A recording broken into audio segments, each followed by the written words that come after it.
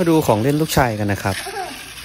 เป็นรถของเล่นนะครับเป็นรถรางที่ขับเคลื่อนโดยมอเตอร์นะครับก็ใช้ถ่านเพียง1ก้อนเท่านั้นนะครับมีไขควงแถมมาให้เปลี่ยนถ่านง่ายมากๆครับอันนี้ก็จะเป็นแบบนะครับที่เราสามารถประกอบรางเป็นแบบต่างๆนะครับ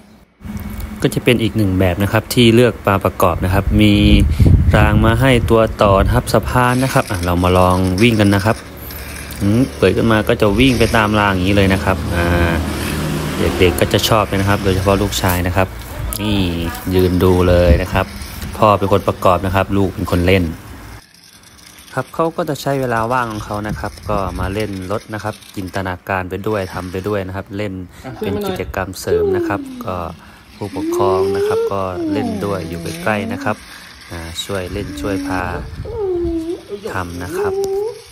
สนใจก็ลองสั่งให้เด็กๆเล่นได้นะครับสวัสดีครับ